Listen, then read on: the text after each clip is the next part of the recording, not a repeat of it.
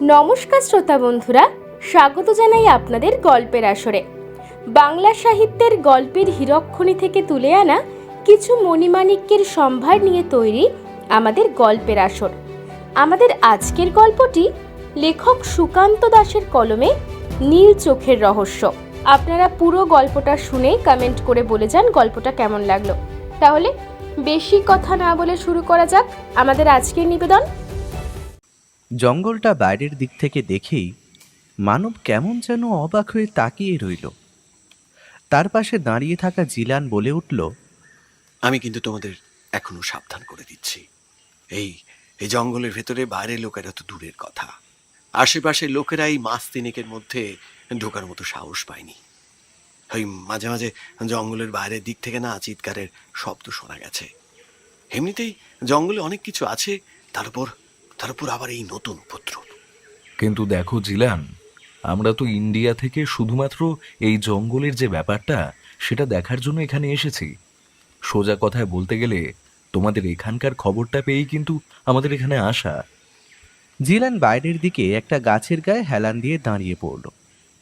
তার গায়ে স্থানীয় পোশাক, লম্বা হাফ প্যান্টের চেয়ে সামান্য ছোট একটা প্যান্ট, ফুলহাতা শার্ট, মাথায় লম্বা চুল পেছনের দিকে ঝুঁটি মতো করে বাঁধা রয়েছে। জিলান বেশ লম্বা, শক্তপোক্ত চেহারা, হাতের মাংসপেশিগুলো পর্যন্ত এই দিনের আলোতে বেশ ভালোভাবে বোঝা যায়। মানব একটু হতাশ হয়ে বলল, দেখো, এখানে আমাদের সাহায্য করার মতন একমাত্র তুমি রয়েছ। তুমি যদি আমাদের জঙ্গলে না নিয়ে যাও তাহলে আমাদের একাই যেতে হবে। আর যদি তেমন হয় তাহলে তো বুঝতে পারছো এখানকার কোনো কিছুই আমরা চিনি না। জিলান একভাবে জঙ্গলের দিকে তাকিয়ে রইল। ওরা যেখানে দাঁড়িয়ে আছে তার সামনে খানিকটা ফাঁকা জায়গা।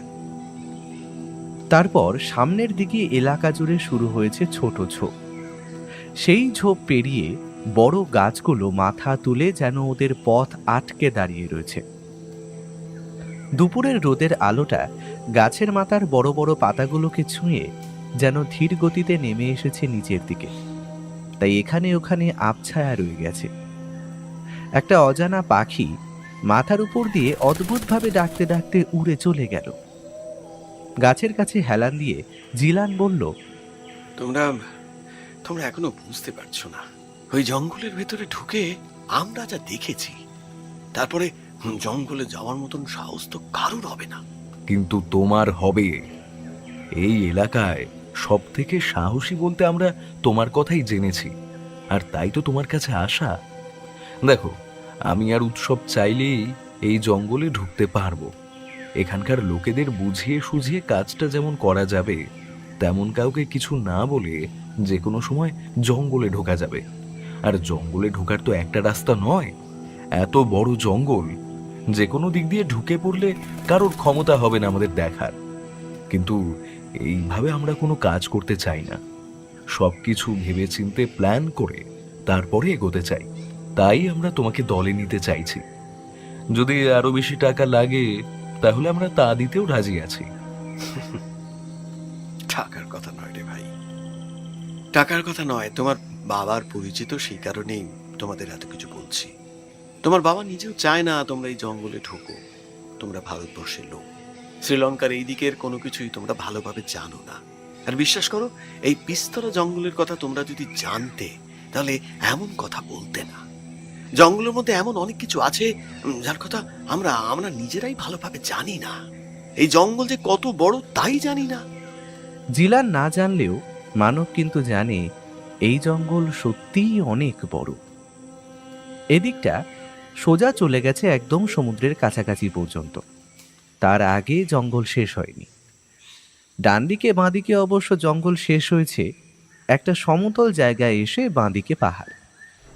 ওরা যে দিক দিয়ে এসেছে সেদিকে শ্রীলঙ্কার এই দিকটায় ছোট কয়েকটা গ্রাম রয়েছে, পাশাপাশি সমুদ্রকূলবর্তী। আর একদম শেষের দিকে গ্রাম এখনও অনুন্নত, ইলেকট্রিসিটি নেই। তাছাড়া আরও বিভিন্ন সমস্যার সম্মুখীন ওদের হতে হয়। চাষবাস ছাড়া পাহাড়ি এলাকায় বেশ কিছু ফল হয়। ভেষজ উদ্ভিদ, কাঠ আর সমুদ্রে মাঝে মাঝে মাছ ধরতে যাওয়া, এই সমস্ত কিছুর উপর এই গ্রামগুলোর মানুষদের জীবিকা নির্ভর করে। কিন্তু মানব আর উৎসব এখানে এসেছে বিশেষ একটা প্রাণীর খোঁজে। খবরটা বেশ কিছুদিন ধরেই মানবের কানে এসে পৌঁছেছিল। আসলে শ্রীলঙ্কার এই দিকটায় ওর বাবার কোম্পানির একটা ব্রাঞ্চ রয়েছে, সেখান থেকেই খবরটা কলকাতায় গিয়েছিল। যখন মানবের কানে খবরটা পৌঁছয় তখন সে কলকাতাতেই দিন কয়েক বিশ্রাম নিচ্ছে। একেতেই ওর বাবার কোম্পানিতে মানব আর উৎসব দুজনেই নামমাত্র একটা চাকরি করে। মানবের কিছু হোক না হোক উৎসবের সংসার চলে যায়, তাই সেও মানবের সঙ্গে এখানে ওখানে ঘুরতে পারে। এই টাকা দিয়ে তার বাড়ির সমস্ত খরচ চলে। তাই উৎসব বাড়িতে ফিরলো কি ফিরল না সেসব নিয়ে তার বাড়ির লোকেরা খুব একটা মাথা ঘামায় না। তবে মাঝে মাঝে উৎসব বাড়িতে গিয়ে নিজের মুখখানা দেখিয়ে আসে। বাস্তবটা মাঝে মাঝে বড্ড কঠিন হয়। সেই বাস্তবটুকু মেনে নিতে পারলে আর কোনো সমস্যা থাকে না। উৎসব প্রথমে ব্যাপারটা মানতে চায়নি। সে বলেছিল, বুঝতে পারছিস না, বাড়িতে থাকাটা অত্যন্ত জরুরি। বাবা মা তাছাড়া ছোটবেলা থেকে আমি বাবার কাছে মানুষ হয়েছি। বাবা সবসময় অফিসের কাজে এখানে ওখানে ব্যস্ত থাকতো। একটা ব্যাপার আমি বুঝতে পেরেছি, আমাদের লাইফে টাকাটা ইম্পর্ট্যান্ট। তুই বাড়িতে না থাকলেও চলবে, তুই সবসময় আমার সঙ্গেই থাকবি।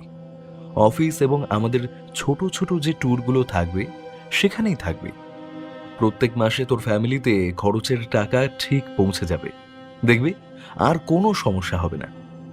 উৎসব প্রথমে ব্যাপারটা মানতে চায়নি, কিন্তু পরে দেখতে পেয়েছে সত্যি এতেই বরং তার পরিবার আরো বেশি খুশি হয়েছে। এক পর্যায়ে এসে সে নিজেও বিশ্বাস করতে শুরু করেছে টাকা হলো সবচেয়ে বড় ইম্পর্টেন্ট, বাকি কোনো কিছুই ম্যাটার করে না।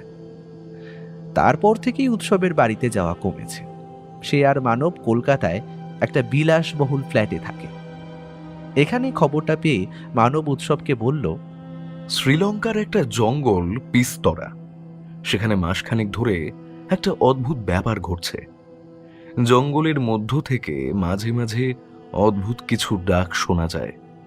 স্থানীয় কয়েকজন লোকেরা জঙ্গলে কাঠ কাটতে গিয়ে একটা অদ্ভুত প্রাণীকে দেখতে পেয়েছে। সেই প্রাণীর সঙ্গে বর্তমান সময়ে কোনো প্রাণীর কোনো মিল নেই। আমরা যখন বসেই আছি তেমন কোথাও যাওয়ার নেই, তাহলে যদি বলিস জায়গাটা থেকে একবার ঘুরে আসি। একেবারে শ্রীলঙ্কার সমুদ্র তটের কাছাকাছি। জায়গাটার ব্যাপারে উৎসব শুনেছিল, তাই বলল, জঙ্গলটার নাম পিস্তরা নয়, জঙ্গলটার নাম ফিস্তরা। স্থানীয় লোকেদের উচ্চারণের নামটা বদলে গিয়ে পিস্তরা হয়ে গেছে যদিও, কিন্তু জঙ্গলটা কিন্তু একটু ডেঞ্জারাস। সেখানে অনেক কিছুই আছে, সাপ থেকে শুরু করে হিংস্র জন্তু, মাঝে মাঝে হাতিরও দেখা মেলে। বন্য হাতির সামনে পড়া কিন্তু ভালো নয়। তুই যে ব্যাপারটা বলছিস সেটা কিন্তু বড়ই অদ্ভুত, এমন কোনো খবর তো আগে জানা যায়নি।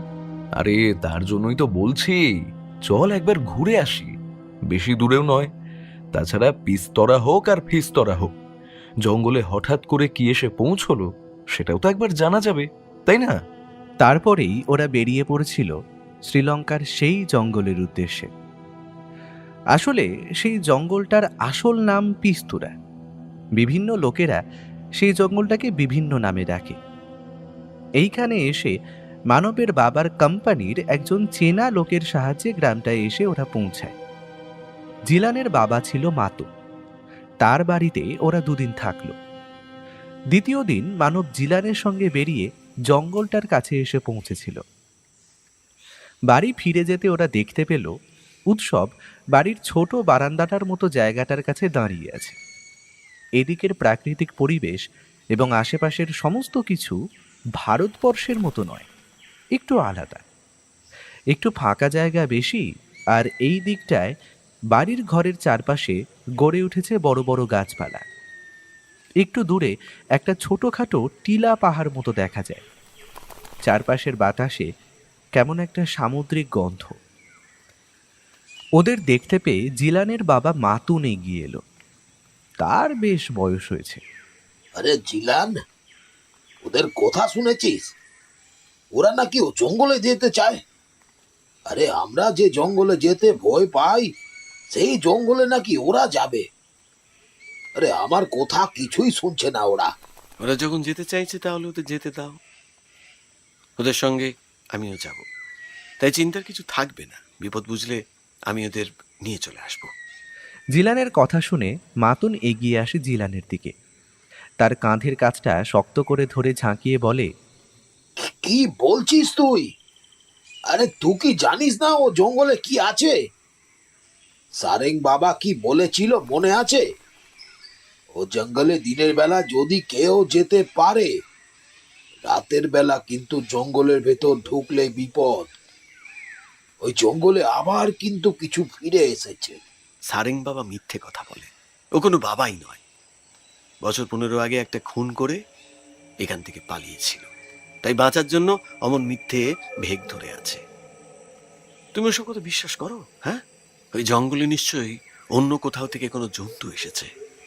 সমুদ্রের ওই দিকটা তো ফাঁকাই ছিল, ওদিকে কি আছে কেউ জানে না, বলা যায় না।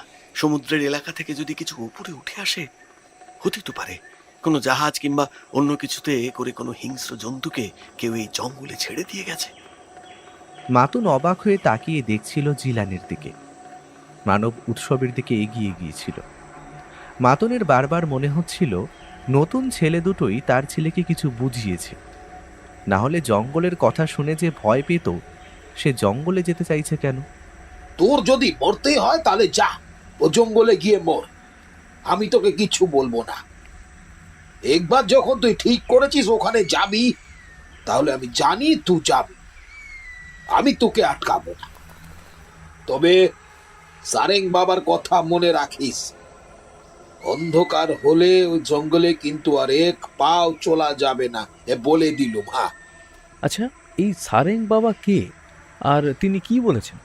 জিলান হাতের ইশারায় উৎসব আর মানবকে নিয়ে ঢুকে গেল ঘরের ভেতরে। মাতুন একভাবে পাথরের মতো দাঁড়িয়ে তাকিয়ে রইল ওদের চলে যাওয়ার দিকে। সে জানতো এমনটা হবে। এই গ্রামের মধ্যে সবচেয়ে সাহসী যুবক বলতে জিলান। এমনকি সারেং বাবা মাতুনকে বলেছিল জিলান এই জঙ্গলে কোনোদিন না কোনোদিন তো ঢুকবেই। সারেং বাবা হলো আমাদের এখানকার এক সাধু বাবা। জঙ্গলে উপদ্রব শুরু হওয়ার মাসখানেক আগেই সে আমাদের গ্রামে এসেছিল। গ্রামের আশেপাশে ঘুরে বেড়াতো। জঙ্গলে সেই অদ্ভুত ব্যাপারটা হওয়ার আগে থেকেই সে কিন্তু আমাদের সাবধান করে দিয়েছিল। আমি জানি ওই সারেং বাবা হলো আমাদের গ্রামেরই একটা লোক। আজ থেকে অনেক বছর আগে একটা খুন করে সেখান থেকে পালিয়েছিল, আবার সে ফিরে এসেছে। কিন্তু এখন তার মধ্যে কিছু ক্ষমতা আছে বলে আমার মনে হয়। শুধুমাত্র জঙ্গলের প্রাণীটার আসার খবর সে দিয়েছিল তাই? না, গ্রামের সকলেই তাকে সারেং বাবা বলে মনে করলেও আমি কিন্তু তাকে তেমন কিছু মনে করি না। আমি মনে করি সে একটা মানুষ, কিন্তু সত্যি সত্যি তার কিছু ক্ষমতা আছে।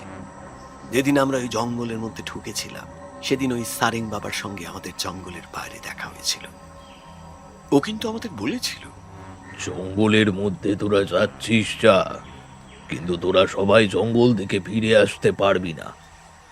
জঙ্গলে ও এসে পড়েছে। এই এই তুমি এখান থেকে চলে যাও। দেখো, তুমি শুধু শুধু আমাদের বিরক্ত করো না। তুমি যে ভণ্ড সে কথা আমি ভালোভাবেই জানি, কিন্তু সেসব নিয়ে আমি তোমায় কিছু বলতে চাই না। চলে যাও, চলে যাও এখান থেকে। আমায় তাড়িয়ে দিয়ে কোনো লাভ হবে না, যেটা হবার সেটা ঠিক হবে। তোদের কপালে যা লেখা আছে সেটা কিন্তু হবেই। এই জঙ্গলে তোরা 3 জন যাচ্ছিস, কিন্তু ফেরার সময় ফিরে আসবে মাত্র 2 জন। কার বিপদ হবে সে কথা আমি নিজেও জানি না। আমরা 3 জনই জঙ্গলে ঢুকেছিলাম কাঠ কাটার জন্য নয়। জঙ্গলের ওই দিকটা এক ধরনের ফুল পাওয়া যায়। সেই ফুল দিয়ে এক ধরনের প্রাকৃতিক মদ তৈরি করা যায়। সেই ফুলের খোঁজে আমরা মাঝে মাঝে যেতাম।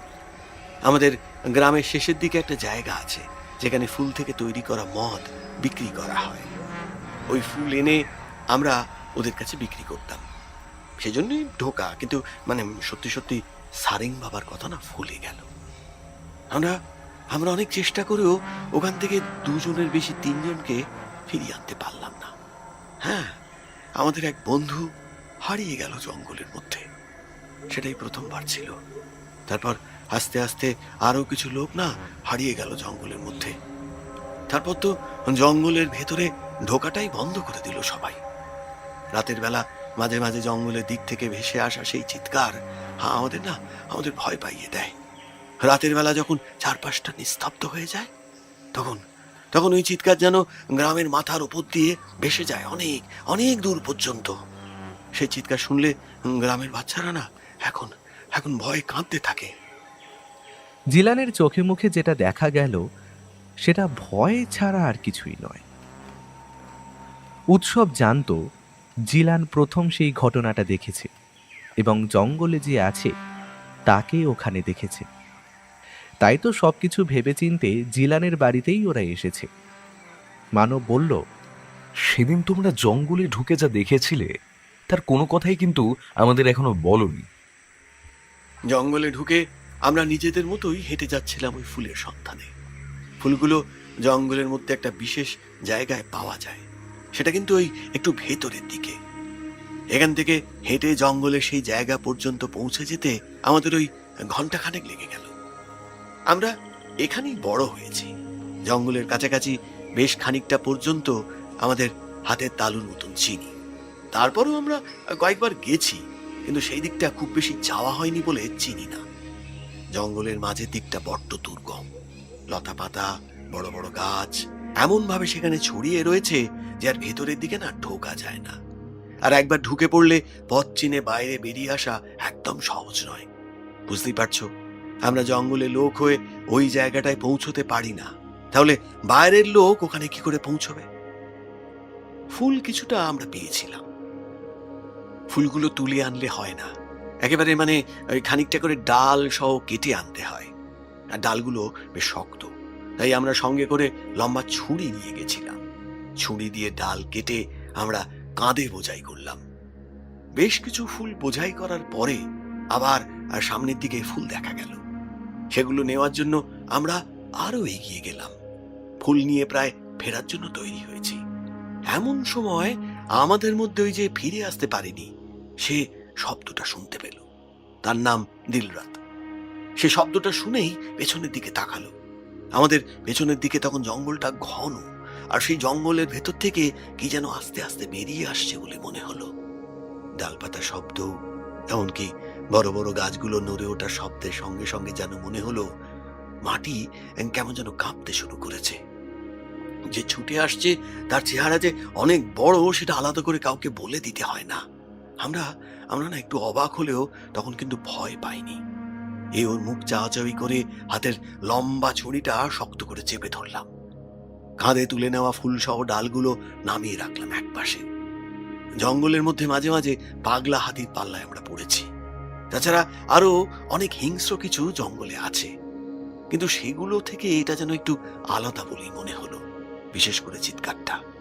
আমরা রুদ্ধশ্বাসে অপেক্ষা করছি জঙ্গলের সেই দিক থেকে কে আসবে তা দেখার জন্য। ক্রমে ক্রমে কি মনে হতে ওই ছোট বড় ডাল পাতার আড়ালে আমরা লুকিয়ে পড়লাম। বড় বড় গাছগুলো যেন কাঁপতে লাগলো একটু একটু করে। জঙ্গলে সেই দিকের আকাশের ওপরে একদল পাখি চিৎকার করতে করতে উড়ে চলে গেল। তখন ওই দুপুরের সময় সূর্য মাথার ওপরে, সূর্যের আলোয় সবকিছু স্পষ্টভাবে দেখা যাচ্ছে। যে আসছে সে একদম কাছাকাছি এসে পড়েছে। তার মুখ থেকে বেরিয়ে আসা চিৎকার, সেই অদ্ভুত কম্পন, আর তার সাথে এবার যুক্ত হলো একটা নতুন জিনিস, একটা অদ্ভুত গন্ধ। তারপর দেখতে পেলাম জঙ্গলের বড় বড় গাছের ডালগুলোকে দুহাতে যেন ঠিক দেশলাই কাঠির মতো একপাশে সরিয়ে ফেলে সামনে ঝাঁপিয়ে পড়লো একটা অদ্ভুত প্রাণী। প্রাণীটা দেখতে অনেকটা কি বলবো, ওই লম্বা কোন একটা বাঘের মতো, আর শরীর হলুদ ডোরা কাটা। কিন্তু অত বড় বাঘ কখনো হতে পারে না। তাছাড়া তার মুখটা কিন্তু মোটেই বাঘের মতো নয়, যেন একটা কুমিরের মুখ কেউ কেটে বসিয়ে দিয়েছে বাঘের গায়ে। আর তারপর তার গোটা শরীরটা হয়ে গেছে বাঘের রঙের হলুদ রং, আর তার মধ্যে কালো রংটা ঠিক ডোরা কাটা নয়, যেন কালো রং দিয়ে কেউ গোল গোল ফুটকি এঁকে দিয়েছে। তার চারটে পা, মস্ত একটা কুমিরের মতো হাঁ করা সেই মুখের ভেতরে যেন অজস্র সাদা দাঁত ঝকঝক করে উঠছে, দুটো নীল চোখ। মুখের ভেতর থেকে একটা লম্বা দুফালা লালচে জিভ বাইরে বেরিয়ে আসছে। সবচেয়ে ভয়ঙ্কর হলো তার চেহারা। দুটো হাতি একসাথে জোড়া দিলেও যেন তার মতো লম্বা চেহারাটা পাবে না। একটা ঝাঁপ দিয়ে সে আমাদের কাছাকাছি এসে পড়েছিল, আর ঠিক তারপরেই অদ্ভুত ভাবে চিৎকার করে উঠল। আমি আর আমার দুই বন্ধু তো ভয়ে ফুল ছেড়ে হাতের ছুরিগুলোকে শক্ত করে ধরে পেছনের দিকে দৌড়তে শুরু করলাম। আমাদের দৌড়তে দেখে সেও দৌড়তে দৌড়তে এগিয়ে আসতে লাগলো আমাদের পেছনে। আমি সামনে সামনে এগিয়ে গেছিলাম। আমার দুই বন্ধু আমার সঙ্গে ছিল। বারবার করে বলছিলাম, বারবার, আর এক মুহূর্তে এখানে নয়, পালা পালা, এটাই কি সেটাই? হ্যাঁ, বুঝতে পারছি না, পালা পালা। আমরা ঠিকই ছুটছিলাম, কিন্তু হঠাৎ করে আমার ওই বন্ধু কিছুতে যেন পা আটকে ছিটকে গিয়ে পড়ে এক পাশে। আমরা থমকে গিয়ে তাকে তুলে আনার জন্য পেছনে চলে আসি, কিন্তু সে চিৎকার করে বলতে থাকে আমাদের চলে যাওয়ার জন্য। হ্যাঁ, আমরা বুঝতে পারিনি কি করব। আমার এক বন্ধু আমায় টানতে টানতে সেখান থেকে তুলে নিয়ে আসে, আর চলে আসার সময় দেখতে পায় বিভৎস জন্তুটা ছিটকে এসে আমার বন্ধুর একদম কাছে পড়েছে। তারপর মুখের সেই লম্বা জিভ দিয়ে তাকে চাপতে ধরেছে। সেইভাবেই মস্ত হাঁ করে তাকে তুলে নিয়ে ধারালো দুপাটি দাঁতের শাড়ির ঠিক মাঝখানে রেখে একটা কামড় দিতেই তার মুখের চারপাশ থেকে রক্ত বেরিয়ে এলো। ও কি ভয়ানক সেই দৃশ্য! এখনো ভাবলে গা শিউরে ওঠে। কথাটা বলতে বলতে জিলান কেমন যেন ভয়ে থরথর করে কেঁপে উঠছিল। বোঝা যাচ্ছিল সেদিনের ওই দৃশ্যটা তার সামনে এখন আবার ফুটে উঠেছে। চোখের সামনে এমন বীভৎস মৃত্যু, আর তার উপর নিজের সঙ্গে যাওয়া কোন এক বন্ধুর সেই দৃশ্য এত সহজে ভোলা যায় না। কিন্তু তুমি যে জন্তুর কথা বললে, এমন কোনো জন্তু এই গোটা পৃথিবীতে আছে বলে তো আমাদের জানা নেই। প্রথমত, হাতির চেয়ে বড় কোনো জন্তু বলতে আমরা একমাত্র ডাইনোসরের কথাই বলতে পারি, কিন্তু ডাইনোসর পৃথিবীতে কোথাও নেই। অন্তত আমরা তো সেটাই জানি, কারণ আমরা পৃথিবী ছাড়িয়ে মঙ্গল, শুক্র গ্রহ পর্যন্ত ঘুরে আসতে পারলেও পৃথিবীর স্থলভাগ এবং জলভাগের অনেক কিছুই এখনো আমাদের কাছে অজানা। আর সেই সমস্ত রহস্যের জন্যই আমরা গোটা পৃথিবী ঘুরে বেড়াই। এত কিছুর পরে তোমাদের আমি ওই জঙ্গলে যাওয়ার জন্য জোর করব না, তবে আমরা ওই জঙ্গলে যাব। এমন একটা অদ্ভুত প্রাণীকে নিজের চোখে না দেখে এখান থেকে ফিরে যাওয়া আমাদের পক্ষে সম্ভব হবে না। আমরা বরফের পাহাড়ে জীবন বাজি রেখে উঠেছি, মরুভূমির মধ্যে দিয়ে শুধু পায়ে হেঁটেছি, এমনকি বিষাক্ত সাপে ভরা জঙ্গলের মাঝে গাছের উপর রাত কাটিয়েছি। বিপদ নিয়ে আমরা চলতে ভালোবাসি। এই জন্তুটাকে না দেখে এখান থেকে ফিরব না। জিলান কিন্তু ভেবেছিল তার কথা শুনে ওরা ভয় পাবে, এখান থেকে চলে যাওয়ার কথা বলবে। কিন্তু ওর সমস্ত কথা শুনেও যখন ওরা এমন কথা বলতে পারল, তখন জিলান কেমন অদ্ভুত ধরা গলায় বলল, আমিও যাব জঙ্গলে। আসলে আমি বুঝতে পেরেছিলাম ওই জঙ্গলে একা একা যাওয়া মৃত্যুর সমান। সঙ্গে কেউ থাকলে ওই জঙ্গলে যাওয়াই যেতে পারে। তোমরা যখন সাহস করে এত কিছুর পরে ওই জঙ্গলে যেতে চাইছো, তাহলে আমিও তোমাদের সঙ্গে যাব। হ্যাঁ, যাব। জিলানের কথায় ওরা দুজনে বেশ খুশি হলো। স্থির হলো পরদিন সকালে জঙ্গলের আশপাশটা দেখে ওরা আসবে। তারপর ঠিক করবে ঠিক কোন সময় জঙ্গলে ঢোকা যেতে পারে। বাইরে থেকে মাতুন ওদের সমস্ত কথা শুনছিল। মাতুন বেশ ভয় পেল, নিজের মনেই বলল, এই স্যার, আমার ছেলেটা আর ওদের যেন কোনো ক্ষতি না হয়।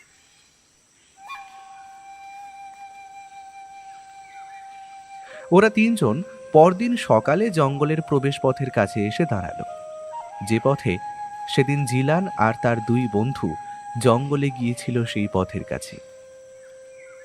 উৎসব কিন্তু এই প্রথম সেই জঙ্গল দেখল। সে এই জঙ্গলের ব্যাপারে বেশ কিছু পড়াশোনা করে চলেছিল এই অল্প সময়ের মধ্যে। এখানে আসার পরে স্থানীয় একটা বই সে খুঁজে বার করেছিল, যাতে এই শ্রীলঙ্কার এই দিকের এলাকাটা, বিশেষ করে এই ফিস্তারা জঙ্গলের ব্যাপারে বেশ কিছু তথ্য রয়েছে। ভাষাটা ইংরেজি, তবে বইটা তার কাছে নতুন হওয়ায় সময় একটু বেশি লেগে গিয়েছিল। কারণ ইংরেজিটা উৎসবের কাছে খুব একটা কঠিন না মনে হলেও এই ভাষাটা কেমন যেন একটু মনে হচ্ছিল। পরে বুঝতে পারছিল আসলে স্থানীয়ভাবে এই বইটাকে রূপান্তর করা হয়েছে, তার জন্যই কোনো সমস্যা হয়েছে হয়তো। সে যাই হোক, তবে উৎসব বইটা থেকে এই জঙ্গলের ব্যাপারে বেশ কিছু তথ্য জোগাড় করতে পেরেছিল।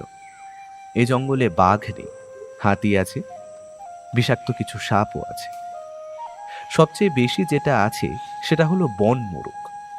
শিকারীর দল আগে এখানে ওই বনমুরগির সন্ধানে জঙ্গলে ঢুকত। এখন সেসব অলিখিতভাবে বন্ধ হয়ে গেলেও মাঝে মাঝে শিকারীরা হাতির দাঁতের লোভে এখনো জঙ্গলে এসে ঢোকে। কিন্তু যে জিনিসটার কথা জিলান ওদের বলেছে তেমন কিছু এই জঙ্গলে কখনোই ছিল না। সবচেয়ে আশ্চর্যের ব্যাপারটা কি বলো তো জিলান, এখানে আসার পর থেকে কিন্তু ওই ডাকটা আমরা একবারও শুনতে পাইনি। অথচ তুমি বলেছ রাতের বেলা নাকি মাঝে মাঝে ডাকটা শোনা যায়। আমি আমি কিছু বুঝতে পারছি না। আসলে রাতের বেলা মাঝে মাঝেই সত্যি ডাকটা শোনা যেত, অথচ তোমরা এখানে আসার পর থেকে যেন ডাকটা শোনা যাচ্ছে না। হতে পারে জন্তুটা জঙ্গলের অন্যদিকে কোথাও রয়েছে। জঙ্গলটা তো বেশ বড়। তোমাদের এই আশেপাশের যে কটা গ্রাম আছে সব কটা গ্রামকে মিলিয়ে ফেললে ওই জঙ্গলটা তার থেকেও বড় হবে মনে হয়। যদি জন্তুটা জঙ্গলের অন্য দিকে থাকে তাহলে সেখান থেকে তার ডাক এত দূর পর্যন্ত ভেসে না আসারই কথা। কতদিন আমাদের জঙ্গলে থাকতে হবে তার তো কোনো ঠিক নেই। জন্তুটার দেখা কখন পাবো আর গভীর জঙ্গলে যাওয়া কিন্তু সত্যি মুশকিল। এত দূর যখন এসে পড়েছি তখন জঙ্গলে তো আমাদের ঢুকতে হবেই। ওই জন্তুটাকে না দেখে আমরা এখান থেকে যাব না। বাঘের মতো গায়ের রং, অথচ মাথাটা তার কুমিরের মতো, মুখের ভেতরে সাপের মতো লম্বা চেরা জিভ। এই জন্তু কে? অনেক দিন আগে, মানে আজ থেকে অনেক বছর আগে যখন ডাইনোসররা পৃথিবীতে থাকতো, তার পরবর্তী সময়ে এমন কিছু জন্তুর কথা কিন্তু জানা গেছে তখনকার সময়। এই জন্তুগুলোকে বলা হতো পিকোসাস। বিশাল বড় শরীর, গায়ের রং হলদে আর কালো। মুখটা ঠিক কুমিরের মতো নয়, তাদের মুখটা অনেকটা ওই সরীসৃপের মতো। আসলে এগুলোকে সরীসৃপের পর্যায়ে ফেলা হতো তাদের চেরা জীব, এমনকি তাদের লম্বা লেজের জন্য। জিলান বোধহয় ওদের লেজের দিকটা খেয়াল করতে পারেনি। অনেকটা ভারতবর্ষের বিভিন্ন এলাকায় যেমন ওই গোসাপ দেখা যায়, ঠিক সেই ধরনেরই অ্যালিগেটর প্রজাতির হলো এই জন্তু। পিগোসাস? কিন্তু এর নাম পিগোসাস কেন? কেন সে কথা তো আমি বলতে পারবো না, তবে এই প্রাণী মাংসাশী। শুধুমাত্র মাংস খেয়ে এই প্রাণী বেঁচে থাকে। খাদ্য হিসাবে হাতিকে পর্যন্ত এ ধরাশয়ী করতে পারে এবং সুযোগ পেলে পা থেকে মাথা পর্যন্ত একটু একটু করে ভক্ষণ করতে পারে সে। আমি আমি তার যা চেহারা দেখেছি, একটু একটু করে কেন, চেষ্টা করলে একেবারেই একটা গোটা হাতিকে এসে গিলে ফেলতে পারবে, কামড়াতেও হবে না। জিলানের কথায় এমন অদ্ভুত পরিস্থিতির মধ্যেও ওরা হেসে উঠল। তখনের মতো ওরা বিদায় নিল। ঠিক হলো সমস্ত কিছু গুছিয়ে নিয়ে পরদিন ভোরবেলা ওরা জঙ্গলে ঢুকবে। পরদিন ভোরবেলা ওরা জঙ্গলে এসে ঢুকতে যাবে, এমন সময় দেখতে পেল খালি গায়ে লম্বা লাঠি হাতে একটা হলদে রঙের কাপড় পরা লোক দাঁড়িয়ে রয়েছে জঙ্গলের প্রবেশ পথের এক পাশে। তার মাথার সাদা পাকা চুল বেশ লম্বা, পিঠের কাছ পর্যন্ত গিয়ে পড়েছে। সেটা এলোমেলো হাওয়ায় উঠছে। মুখের দাড়ি গোঁফ, এমনকি চোখের পাতার উপরে ভুরুটাও যেন একটু বড়। জিলান কিছু বলার আগেই লোকটা কেমন অদ্ভুত গলায় ওদের দিকে তাকিয়ে বলে উঠল কিছু কথা। যদিও লোকটা কথাটা তামিল ভাষাতেই বলেছিল, তবে গোটা ব্যাপারটাই জিলান ওদের বাংলায় বুঝিয়ে দিল। জিলান বাংলা খুব ভালোভাবে জানত। আসলে এই দিকের গ্রামে বেশ কিছু বাংলাভাষী লোকজনকে ওরা দেখতে পেয়েছে। সেই সূত্রেই জিলান বাংলা জেনেছে। পরে জানা গেছে ওরা আগে ভারতবর্ষে ছিল, পরে বিভিন্ন কারণে এই দিকে এসে থাকতে শুরু করেছে। তোরা জঙ্গলে ঢুকিস না, তোরা জঙ্গলে ঢুকলে বিপদে পড়বি। সেদিন জঙ্গলে ঢোকার সময় তুমি বলেছিলে আমরা 3 জন ফিরতে পারবো না, দুজন ফিরতে পারবো। আজ কি বলবে? আজ কিছুই বলবো না, তোরা 3 জনেই ফিরে আসবি। কিন্তু হঠাৎ করে সারেং বাবা চুপ করে গেল। ভালো করে তাকিয়ে দেখল উৎসব আর মানবের দিকে। তারপর জিলানের দিকে বেশ কিছুক্ষণ স্থির চোখে তাকিয়ে থেকে বলল, তুই যা দেখেছিস তার সব ঠিক দেখেছিস, কিন্তু এবারে যা দেখবি তার সব কিন্তু ঠিক দেখবি না। ওই জঙ্গলেই আছে, এই জঙ্গলেই থাকবে, ওকে এখান থেকে তোরা কোথাও তাড়াতে পারবি না। উৎসব আর মানব সন্দেহ করছিল যেটা, সেটাই হলো। সেই সারেং বাবা কিন্তু চট করে কিছু বলতে পারছিল না। একেতেই অচেনা জায়গা, তার উপর লোকটা কেমন যেন অদ্ভুত। তার গোটা শরীরে ময়লা লেগে রয়েছে। অনেকদিন যে লোকটা স্নান করেনি সেটা বোঝা যায়। একটা দুর্গন্ধ ভেসে আসছে তার শরীর থেকে। সারেং বাবা কিন্তু আর কিছু বলল না। হাতের লাঠিটা হঠাৎ করে তুলে জিলানের মাথার কাছে ঠেকালো। জিলান কেমন যেন পাথরের মূর্তির মতো চুপ করে দাঁড়িয়ে রইল। তারপরে কি যেন মন্ত্র পড়তে লাগলো সারেং বাবা। হঠাৎ করে পেছনে ঘুরে হাত তুলে কি একটা বিড়বিড় করতে করতে চলে গেল জঙ্গলের অন্যদিকে। এই তাহলে তোমাদের সেই সারেং বাবা? কি বলে গেল লোকটা? বুঝতে পারলাম না, এর আগে কখনো এমন ভাবে সারেং বাবা আমার সঙ্গে কিন্তু কথা বলেনি। লাঠি তুলে মাথায় দিয়ে সে আসলে আশীর্বাদ করে। আজ পর্যন্ত যতবার ওর সঙ্গে দেখা হয়েছে ততবার সে আমার সঙ্গে একটাও কথা বলেনি। আজ নিজে থেকেই আমার সঙ্গে এত কথা বলল। কি ব্যাপার হলো আমি না ঠিক বুঝতে পারলাম না। ওই নিয়ে ওরা আর কথা বাড়ালো না। ওরা তখনই জঙ্গলে ঢুকে পড়ল। সূর্য তখনও পূর্ব আকাশে ভালোভাবে ওঠেনি, তবে আস্তে আস্তে মাথা তুলে দিনের রাজত্ব শুরু করতে চলেছে। দুপুর পর্যন্ত অপেক্ষাকৃত ফাঁকা জঙ্গল পেরিয়ে ওরা ভেতরের দিকে এসে পৌঁছল। দুপুর হয়ে যাওয়ায় একটা বড় গাছের তলায় বেশ কিছুক্ষণ বিশ্রাম নিতে লাগলো। ওরা তিনজনে সঙ্গে করে শুকনো খাবার, জল, মোমবাতি, দড়ি এবং আরও কিছু প্রয়োজনীয় সামগ্রী ব্যাগে করে এনেছে।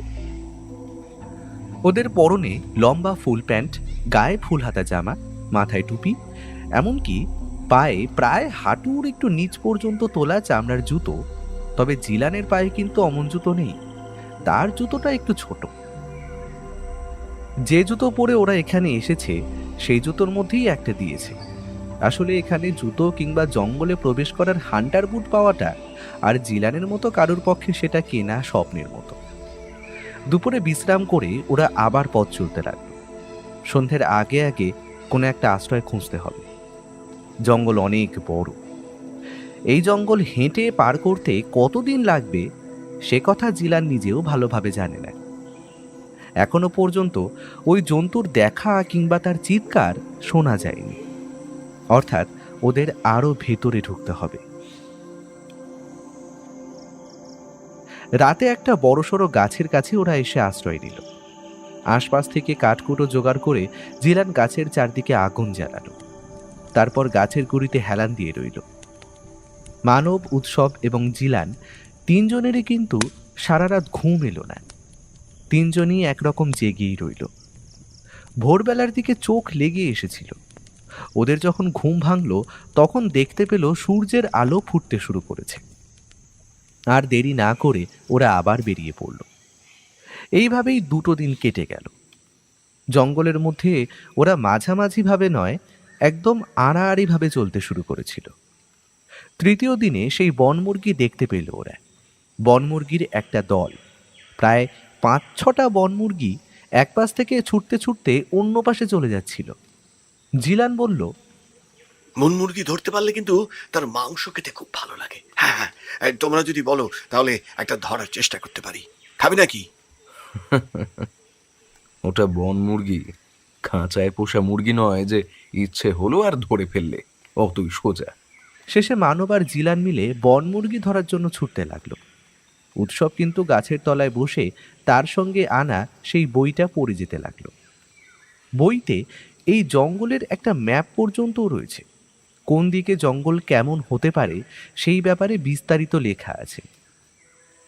মুরগিগুলোর পেছনে ছুটতে ছুটতে ওরা জঙ্গলের মধ্যে বেশ খানিকটা ভেতরের দিকে এসে পড়েছিল। জিলান কিন্তু একসময় একটা মুরগিকে ধরেই ফেলল। আসলে মুরগিগুলোকে যে ধরা যাবে না ওরা যখন বুঝতে পেরেছিল তখন একটা প্ল্যান করলো। মানব সামনের দিকে ঝাঁপিয়ে পড়ল মুরগিটাকে ধরার জন্য। মুরগিটা একটা লাফ দিয়ে কোনো রকমের ডানা ঝাপটিয়ে খানিকটা উপরে উঠে পালাতে যেতেই জিলান তার পেছনের ঠ্যাংটা চেপে ধরল, আর ধরেই সঙ্গে সঙ্গে মুরগিটাকে আছড়ে ফেললো একটা গাছের গুড়ির ওপর। তাতেই তার মাথাটা সঙ্গে সঙ্গে ভেঙে চুরমার হয়ে গেল। উৎসব এই দিকটা খেয়াল করেনি। সদ্য মৃত মুরগিটাকে নিয়ে ওরা এগিয়ে গেল সামনের দিকে। তখন সবে সকাল হয়েছে, কিন্তু মুরগিটাকে তো আর এইভাবে ফেলে রাখা যায় না। তাই কাঠকুটো জোগাড় করে জিলান রান্নার ব্যবস্থা করল। জিলান বোধহয় সব কিছুই জানত, তাই সঙ্গে করে বিশেষ কিছু মশলার ছোট ছোট কৌটো সে নিয়ে এসেছিল। একটাতে নুন, একটাতে লঙ্কার গুঁড়ো এবং আরও কিছু রয়েছে। কাঠ জ্বালিয়ে আগুনে গোটা মুরগিটাকে প্রথমে পুড়িয়ে ফেলা হলো। তারপর তাকে মাঝামাঝিভাবে কেটে আবার অন্য পাশটাও পুড়িয়ে নেওয়া হলো। শেষমেশ মুরগিটাকে প্রায় 4টে টুকরো করে ভালোভাবে পুড়িয়ে তাতে বিভিন্ন মশলা নুন দিয়ে ওরা একটু আগেই দুপুরের খাবার সেরে নিল। খেতে কিন্তু মন্দ লাগলো না। খাওয়া শেষ করে একটা লম্বা ঢেকুর তুলে জিলান বলল,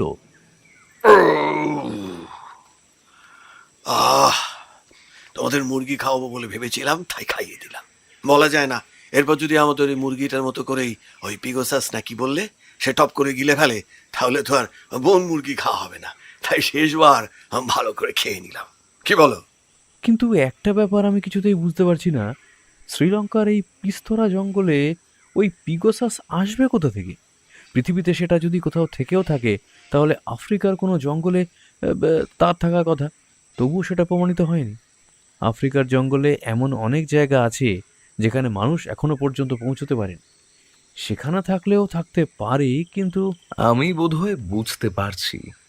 একটা কথা ভেবে দেখো, এই জঙ্গলের ওই দিকটা পড়ে যাচ্ছে সমুদ্রের দিকে। সমুদ্রের ধার দিয়ে এদিকে এলেই সামনে পড়ছে এই জঙ্গল। হতেই পারে কেউ কোনোভাবে জঙ্গলে ছেড়ে দিয়েছে, যাতে এইখানে সে নিজের মতো থাকতে পারে এবং কেউ জানতে না পারে। কিন্তু আমরা জানতে পেরে গেছি তাহলে? আমি কিছুই বুঝতে পারছি না। আমার মাথায় তো এইটুকুই আছে। থাক, এখন খাওয়া হয়ে গেছে, এখন আমাদের বেরিয়ে পড়া দরকার। আগে ওই পিগোসাসকে দেখব, তারপরে না হয় ভাবা যাবে সে এখানে কেন এসেছে। ওরা বেরিয়ে পড়ল সেই দিনই সন্ধ্যের একটু আগে আগে। তখন সবে বিকেল, সূর্য পশ্চিমে ঢলতে শুরু করেছে। এমন সময় একদল বন্য হাতির সামনে পড়ল ওরা। হাতির ডাক এবং গাছপালা ভাঙতে ভাঙতে ওদের দিকে এগিয়ে আসা, সেই দৃশ্যটা এত ভয়ঙ্কর ছিল যে ওরা তিনজনে মুহূর্তের মধ্যে ভয় পেয়ে গেল। তার উপর হাতিগুলোর মধ্যে যেই হাতিটা সামনের দিকে ছিল সে যেন ওদের দেখতে পেয়ে ছুটে আসতে লাগলো ওদের দিকে। আমাদের আমাদের এক্ষুনি এখান থেকে পালাতে হবে, না হলে এই হাতির সামনে একবার পড়লে হাতির সুর আর পা দিয়েই আমাদের মেরে ফেলবে। পালাতে হবে এক্ষুনি। আফ্রিকার জঙ্গলে একবার এমনই হাতির পালের কাছে ওরা পড়েছিল, তবে তখন এমনভাবে নয়, একটু অন্যভাবে। কিন্তু এখন খোলাখুলিভাবে হাতির সামনে পড়ে ওরা মুহূর্তের জন্য কেমন যেন থমকে গেল। তারপরে যখন সম্বিত ফিরে পেল তখন দুজনে দৌড়তে লাগলো দুদিকে। মানব ছুটে গিয়ে একটা গাছের গুড়ি বেয়ে ওপরে উঠতে লাগলো। উৎসব কিন্তু ছুটতে ছুটতে ঢালু জমি বেয়ে উঠে গেল খানিকটা উপরে। জিলান কিন্তু বিপদটা বুঝতে পারছিল, তাই সে সোজা ছুটতে লাগলো সামনের দিকে। হাতির দলটা মাঝখানে এসে থেমে গেল। তিনজনে তিন দিকে গেছে, কোন দিকে যাওয়া যায়? মানব গাছে উঠে পড়ায় তাকে ঝোপ জঙ্গলের মধ্যে দেখা যাচ্ছিল না। উৎসব উঁচুতে ওঠায় তাকেও হাতির দল সরাসরি দেখতে পেল না, শুধু দেখতে পেল জিলানকে। সে তখনও ছুটছে সামনের দিকে। হাতির দল আর দেরি না করে জিলানের পিছু পিছু সামনের দিকে ছুটে গেল।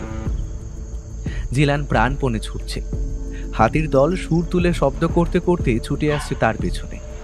জিলানের বারবার মনে হচ্ছে এক্ষুনি হয়তো হাতির দল তাকে ধরে ফেলবে।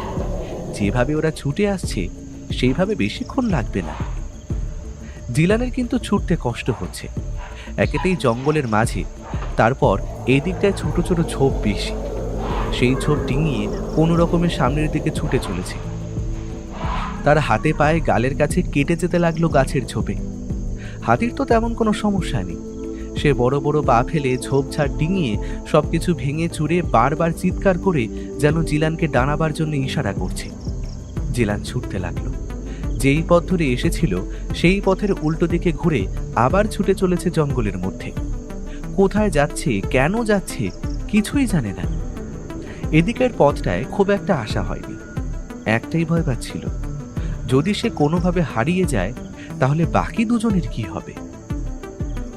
ওরা দুজন কিভাবে তার সঙ্গে আবার দেখা করবে জঙ্গলের মধ্যে। হাতির দল আরো অনেকক্ষণ পেছনে এলো। তারপর ছুটতে গিয়ে জিলান হোঁচট খেয়ে গড়িয়ে পড়ল জঙ্গলের মাটিতে।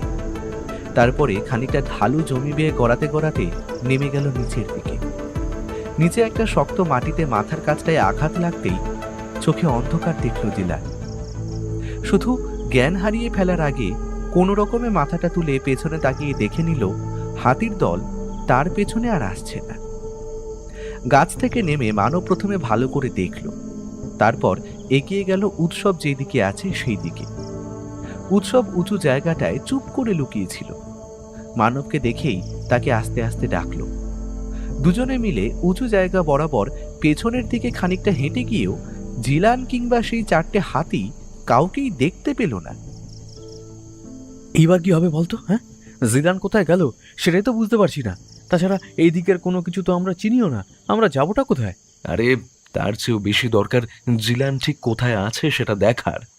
হাতিদের তো কোনো দেখা নেই, হাতিগুলোর চিৎকার শোনা যাচ্ছে বলে মনে হচ্ছে, কিন্তু জিলান কোথায়?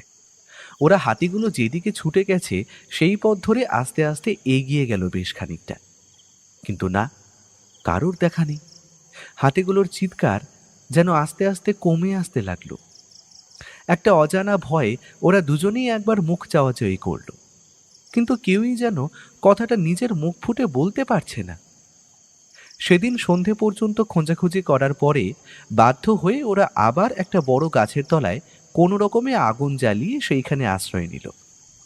জঙ্গলে বাঘের ভয় নেই, অন্য কিছু থাকতে পারে, তবে আগুন দেখলে তারা কাছে ঘেঁষবে না। সাপ আর হাতি, তাছাড়া তো আর তেমন কিছু নেই। বসে থাকতে থাকতে উৎসব বলল, আচ্ছা, আমাদের এবারের অ্যাডভেঞ্চারের টার্গেটটা আসলে কি বলতো? ওই পিগোসাসকে দেখার জন্যই কি আমরা এখানে এসেছি? হ্যাঁ, তাছাড়া এই মুহূর্তে তো আমাদের হাতে যাবার তেমন কোনো জায়গা ছিল না। তুই তো জানিস, তুই বলেছিস এরপরে আমরা চীনের প্রাচীর দেখতে যাব, তবে তার জন্য একটু সময় লাগবে। একটা ঠান্ডা লড়াই চলছে, সেটা তুই ভালোভাবে জানিস। তাই বাবাকে সমস্ত কিছু বললেও বাবা বলেছে একটু সময় লাগবে ব্যাপারটা ম্যানেজ করতে। কথাটা বুঝতেই পারছিস, চীনের ওই প্রাচীর ঘিরে আমরা যখন হেঁটে যাব ব্যাপারটা কেমন সেলিং হবে। তাছাড়া বরফের রাজ্যে এমন একটা ব্যাপার, তাই ওটার আগে আমি আর কোনো কিছু চাইছি না। কিন্তু একটা খটকা আমার লেগেই আছে জানিস, ওই পিগোসাস এখানে কি করে এলো? গোটা পৃথিবীতে কোথাও ওর সন্ধান পাওয়া যায়নি, আর হঠাৎ করে ওটা এখানে এলো কি করে? আরে একটা কথা তুই তখন থেকে বলে যাচ্ছিস, যেভাবেই হোক না কেন এসেছে তো। সেটা কিভাবে এসেছে, কেন এসেছে, সেসব নিয়ে আমাদের তো কোনো লাভ নেই। আমরা ওটা দেখতে এসেছি, সেটা দেখে চলে যাব। ওটাকে গলায় দড়ি দিয়ে আমরা তো আর চিড়িয়াখানায় নিয়ে যাচ্ছি না তাহলে। বুঝতে পারছিস না তুই? এই ধরনের বেশ কিছু জন্তু নিয়ে আজকাল প্রচণ্ড রিসার্চ চলছে চারিদিকে। বিভিন্ন দেশের তাবড় তাবড় প্রাণীবিজ্ঞানীরা প্রাণীদের বিভিন্ন বৈশিষ্ট্যকে কাজে লাগিয়ে এক প্রাণীর সঙ্গে অন্য প্রাণীকে মিলিয়ে সংকর প্রজাতির প্রাণী তৈরি করার চেষ্টা করে চলেছে। আমি যার কথা বলছি তার বৈশিষ্ট্যের সাথে জিলানের দেখা প্রাণীটার কিন্তু অনেক পার্থক্য। একবার ভেবে দেখ, দেখা গেল অন্য কোনো দেশের কোনো গোপন এক রিসার্চের ফলাফল হলো এই প্রাণীটা। তারপর একে পর্যবেক্ষণ করার জন্য জাহাজে করে তাকে নিয়ে আসা হলো এই দিকটায় এবং এই জঙ্গলে ছেড়ে দেওয়া হলো। কারণ পিস্তরার জঙ্গলের কথা অনেকেই জানে না।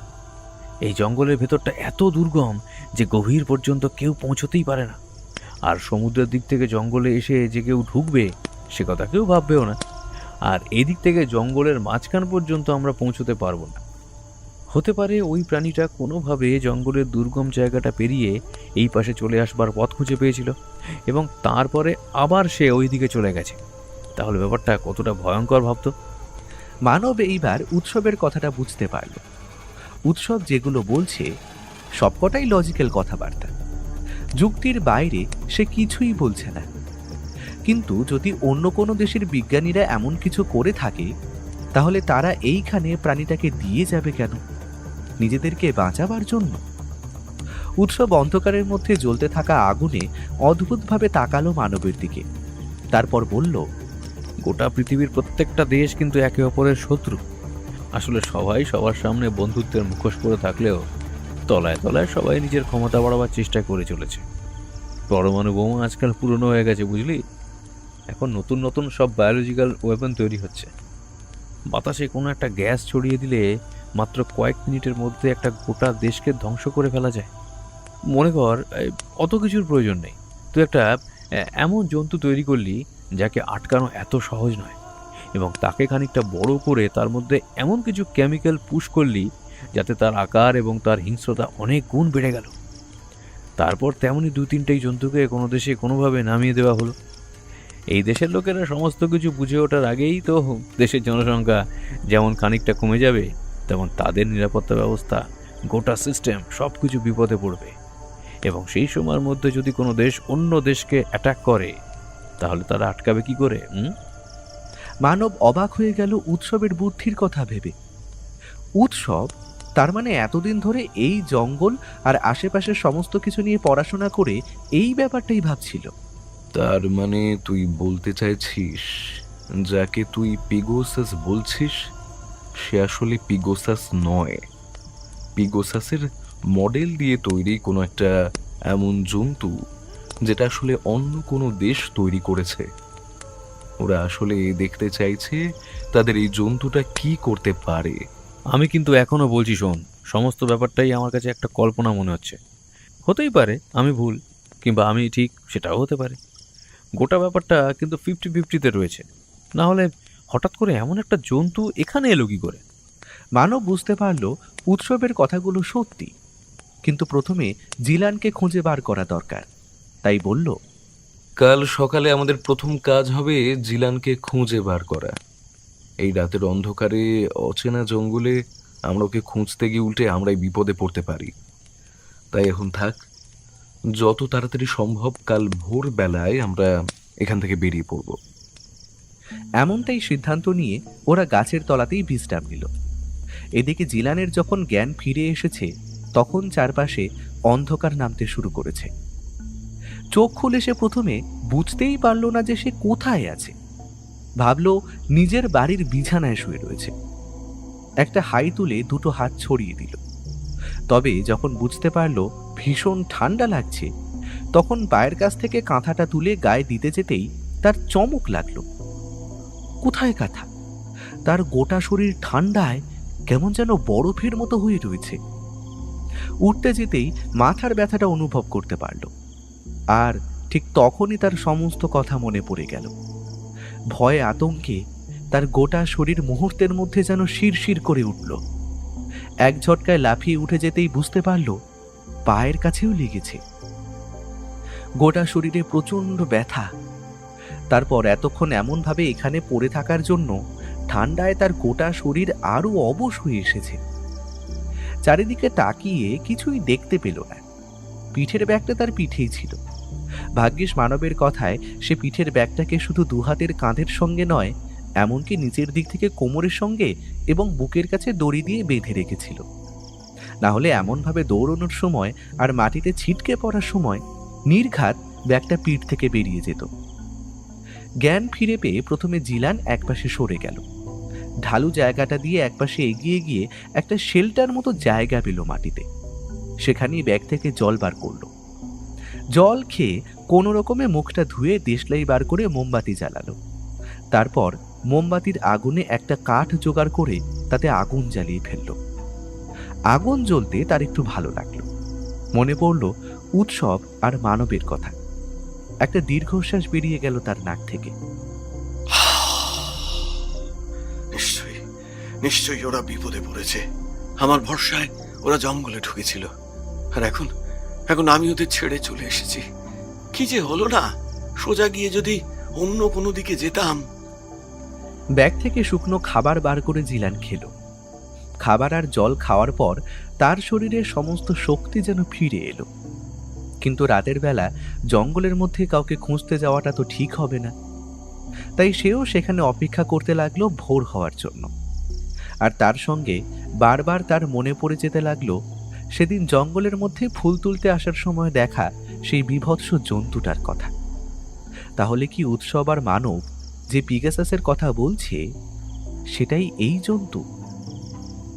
কিন্তু যদি সেটাই হয় তাহলে গোটা পৃথিবীর কাছে তো এটা একটা বিরল প্রাণী। গোটা পৃথিবীর মানুষ এর কথা জানতে পারলে নতুন আবিষ্কার হবে। এসব কথা ভাবতে ভাবতেই জিলান গাছে হেলান দিল। গোটা শরীরের ক্লান্তিতে কখন যে সে ঘুমিয়ে পড়ল সে নিজেও জানতে পারল না। গভীর রাতের দিকে সেই ডাকটা শুনতে পেল, যেন একটা শিয়াল জাতীয় কোনো প্রাণী একটা বড় গর্তের ভেতরে মুখ ঢুকিয়ে ডাকছে। আর তার ডাক গর্তের ভেতর থেকে গম্ভীরভাবে প্রতিফলিত হচ্ছে। উৎসব আর মানব শব্দটা শুনতে পেয়েছিল আর বুঝতে পেরেছিল শব্দটা খুব বেশি দূরে নয়, কাছেই কোথা থেকে আসছে। হুড়মুড় করে ওরা যেন উঠে দাঁড়িয়েছিল। উৎসব বলল, ওই ডাক্তার কথাই কিন্তু জিলান আমাদের বারবার বলেছিল। তার মানে ওই জন্তুটা আশেপাশে কোথাও আছে। কিন্তু এখন রাতের বেলা আমরা ওই জন্তুকে কোথায় খুঁজবো? আর যদি জন্তুটা আমাদের দিকে আসে তাহলে তো আমরা... মানব আর উৎসবের কথা শেষ হলো না, তার আগেই একটা রক্ত জল করা চিৎকার ভেসে এলো জিলানের গলা থেকে। ওরা স্পষ্ট বুঝতে পারল এটা জিলানের গলা। সর্বনাশ! এটা তো জিলানের গলা। জিলান এমন ভাবে চিৎকার করছে কেন? ওই সামনের দিক থেকে চিৎকারটা আসছে। আমাদের এক্ষুনি ওর কাছে যাওয়া দরকার। ওরা দ্রুত উঠে দাঁড়ালো। তারপর ব্যাগের ভেতরে থাকা দুটো টর্চ সঙ্গে সঙ্গে বার করে ফেলল, আর তার সঙ্গে কোমরের কাছে গুঁজে রাখা দুটো রিভলভার বার করে আনলো। দ্রুত ওরা এগিয়ে গেল সামনের দিকে। শব্দটা যেদিক থেকে এসেছে সেই দিক থেকে আবার সেই হাড় হিম করা ডাকটা শোনা গেল। ওরা আরো খানিকটা এগিয়ে আসতেই দেখা গেল একপাশে খানিকটা ঢালু জায়গা। সেই ঢালু জায়গার দিক থেকে একটা ছায়ামূর্তি ছুটতে ছুটতে এগিয়ে আসছে এই দিকে। দেখতে পেল ওটা জিলান। জিলানের মুখটা কেমন যেন অদ্ভুত লাগছে। সে সামনের দিক থেকে এগিয়ে আসছে। জিলান, চিন্তা নেই, আমরা চলে এসেছি। উৎসবের গলা শুনে জিলান যেন একটু স্বস্তি পেল। খুব দ্রুত ছুটে এসে আর সামলাতে না পেরে মানবের গায়ের উপরেই পড়ে গেল। সঙ্গে সঙ্গে জ্ঞান হারিয়ে ফেলল জিলান। মানব তাকে তুলে নিয়ে কোনো রকমে একপাশে মাটির উপরে বসিয়ে দিল। আর ততক্ষণে উৎসব আর মানবের টর্চের আলো গিয়ে পড়েছে সামনের দিকে। পাথরের মূর্তির মতো হয়ে ওরা সামনের দিকে তাকিয়ে দেখতে পেল সেই জন্তুটাকে, যেন বাঘের চেয়ে প্রায় 10 গুণ বড় একটা বাঘ। তার হা করা মুখের ভেতর থেকে সারি সারি সাদা দাঁত দেখা যাচ্ছে। মুখের ভেতরে লাল লম্বা জিভটাই যে কোনো মানুষের চেয়ে লম্বা হবে। জন্তুটা কিন্তু টর্চের আলো গায়ে পড়তেই কেমন যেন থমকে গিয়েছিল। তার দুটো নীল টকটকে চোখ টর্চের আলোয় ছট করে বন্ধ হয়ে আবার খুলে গেল। আবার সেই শব্দটা করল। তারপর সামনের দুটো হাত মাটির উপরে রেখে আবার ঝাঁপ দেওয়ার জন্য প্রস্তুতি নিতে লাগলো। পালিয়ে আমরা এখান থেকে বাঁচতে পারবো না। ওর সঙ্গে আমাদের লড়াই করতেই হবে। পাগল হয়েছিস নাকি তুই? ওর সঙ্গে লড়াই? কম করে আমাদের চেয়ে 20 গুণ বড় ওই জিনিসটা, ওর সঙ্গে লড়াই করবি কি করে? সব কিছুরই কোনো না কোনো একটা দুর্বল জায়গা থাকে। সেই জায়গাটা শুধু আমাদের খুঁজে বার করতে হবে। একটা ব্যাপার লক্ষ্য করেছিস? টর্চের আলো চোখে গিয়ে পড়ার সঙ্গে সঙ্গে কিন্তু ও চোখ বন্ধ করে ফেলেছে। চোখ বন্ধ করা অবস্থায় জন্তুটা আমাদের আক্রমণ করতে পারবে না।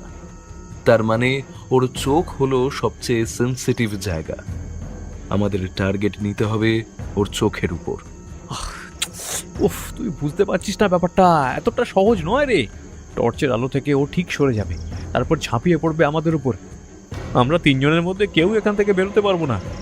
আমরা অন্ধকারে ওকে ভালোভাবে না দেখতে পেলেও ও কিন্তু ঠিক আমাদের দেখতে পাবে। লড়াই না করে হেরে যাওয়া যাবে না উৎসব। আমরা তো এমনভাবে লড়াই না করে কখনো পিছিয়ে আসিনি। জিলানের এমন অবস্থা দেখে তুই ভয় পাচ্ছিস? অথচ আমরাই কিন্তু ওকে জঙ্গলে আসার জন্য বলেছিলাম। তার মানে জিলানকে বাঁচাবার দায়িত্ব আমাদের। উৎসব একভাবে তাকালো মানবের দিকে। মানবের দুটো চোখ উজ্জ্বল। ঠিক তখনই জন্তুটা যেন দুটো হাত সামনের দিকে তুলে একটা ঝাঁপ দিল ওদেরকে লক্ষ্য করে। উৎসব সরে গেল একপাশে। তার সঙ্গে মানব গড়িয়ে যাওয়ার আগে জিলানকে জড়িয়ে নিল নিজের সাথে। জন্তুটা একটু আগে জিলান যেখানে ছিল সেখানে গিয়ে পড়ল। রাগে তার মুখ থেকে আবার আগের মতোই শব্দ বেরিয়ে এলো।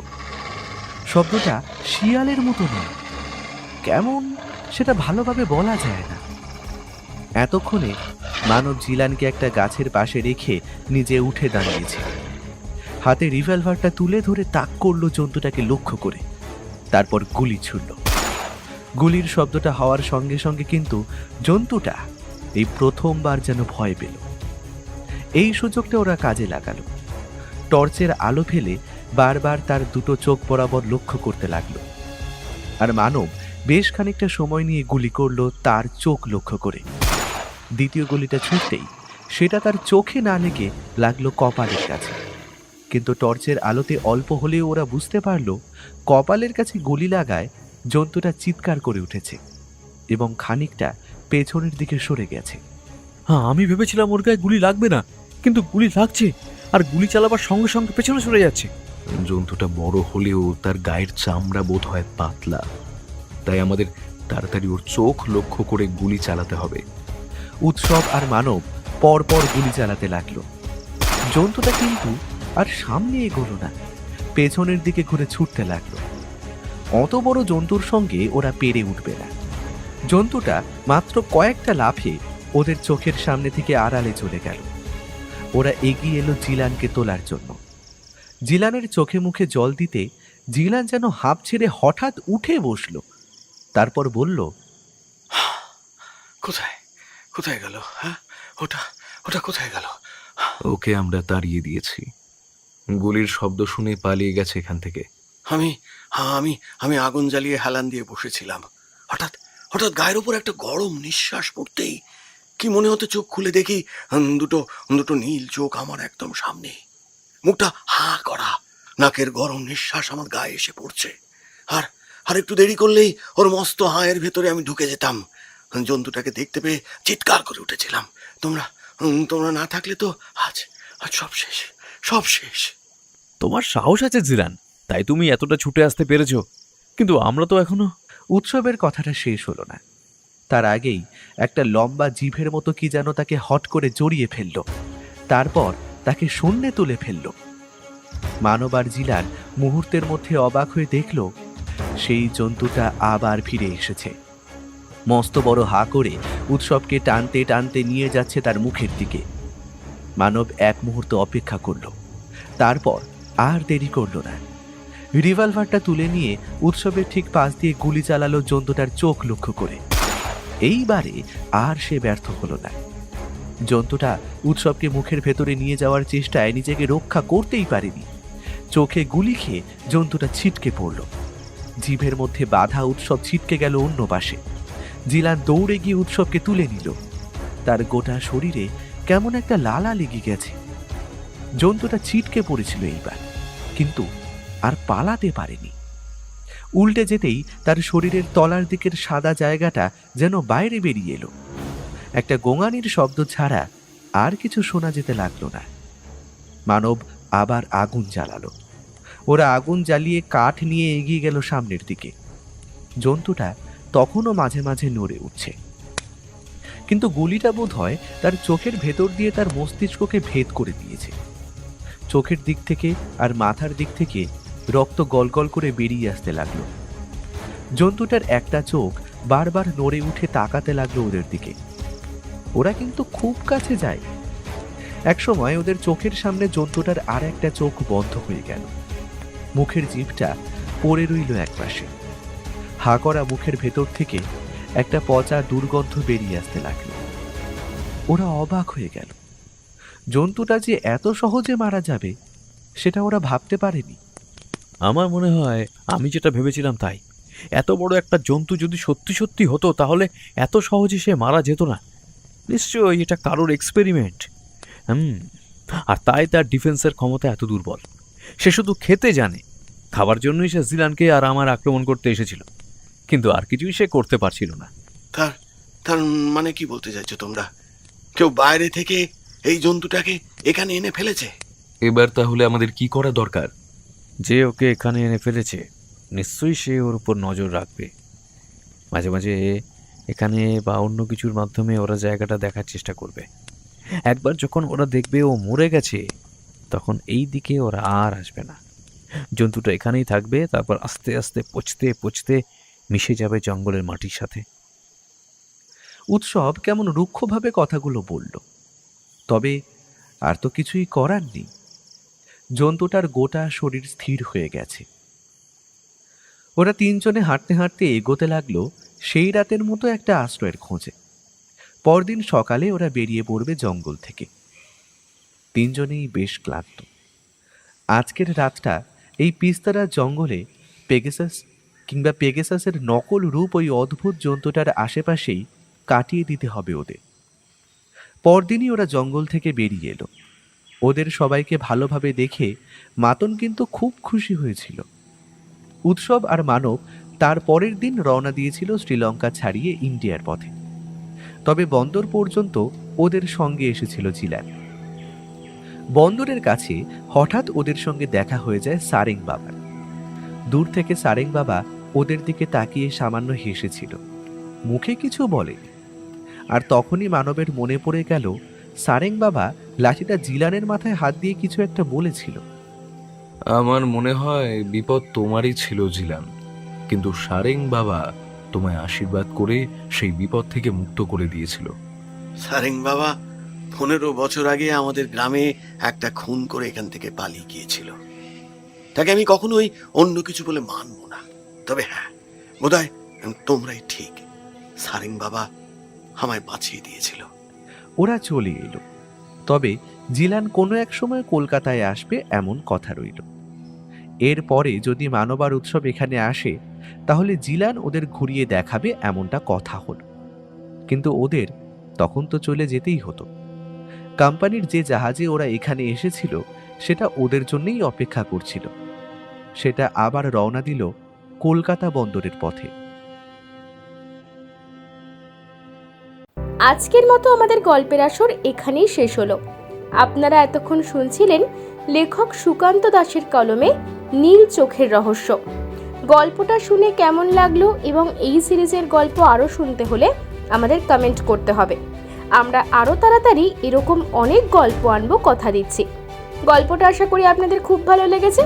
আর খুব বেশি ভালো লাগলে আমাদের গল্পের আসরকে সাবস্ক্রাইব করতে ভুলবেন না কিন্তু। না, তবে জোরাজুরি নেই, যদি ভালো লাগে তবেই। তাহলে সবাই খুব ভালোবাসা নেবেন আর খুব ভালো থাকবেন।